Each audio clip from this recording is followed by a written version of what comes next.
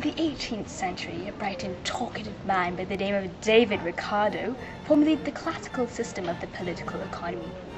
Inspired by economics Adam Smith, he talked openly about his economic ideas with his friends before writing these ideas in newspaper articles and later in his book titled The Principles of Political Economy and Taxation.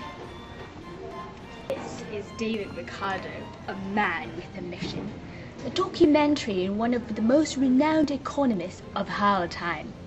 My name is Edna Bouquet, and I'll be leading you through a journey of love, passion, and conspiracy, which lies beneath the surface of David Ricardo.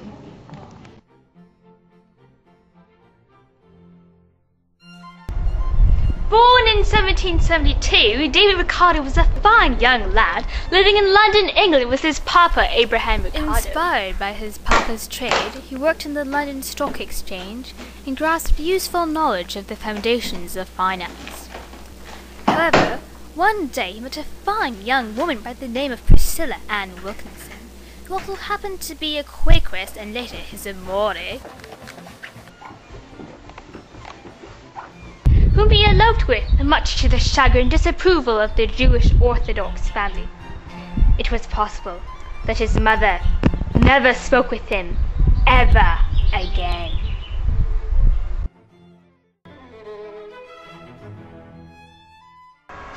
What he may not have known is that David Ricardo was the third child of 17. David Ricardo was obviously an extremely intelligent man. In fact, he was only an economist for 14 years, and yet he still managed to accomplish a fair amount in the world of economics. When he died in 1823 at the age of 51, his entire estate was worth $100 million in US dollars. To further our knowledge on David Ricardo's contributions, we are speaking to Dr. Marcus Higgins, who has a PhD in Harvard in European history. Tell us more about his contributions, Mr. Higgins. David Ricardo was indeed a classy young lad full of prized wisdom. He invented the labor theory of value as well as the creation of the theory of comparative advantage. Oh! Regarding comparative advantage, he believed that specialization was the key to economic success for a country. If one country focused on producing more efficiently, it would benefit its economy even more by trading and producing its prime resource. Take, for example, the two countries, Portugal and England, and their products, wine and cloth. Ricardo argued that even if Portugal was better at making wine and cloth, trade would still be beneficial. Oh, is that right? His argument was that there are gains from trade if a nation specializes completely in the production of the good, which it has the comparative cost advantage in the producing, and then trades with the other nation for the other good.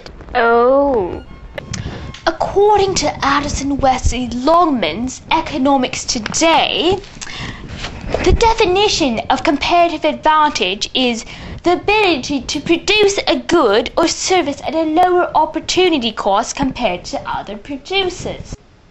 Before comparative advantage, only absolute advantage was recognized, and that was a problem. Another one of David Ricardo's theories include the labor theory of value. The rate of profit for society as a whole depends on the amount of labor necessary to support the workers who farm the most barren land that can still maintain agriculture. In fact, the most fertile land naturally produces more food than land of poor quality. He also introduced the differential theory of rent and the law of diminishing returns to land cultivation. Not only was he super smart, but he got himself elected in the British Parliament in 1819 as a representative, a borough in Ireland. That was David Ricardo. Thank you for watching. I'm Edna Bouquet, and I am signing off now.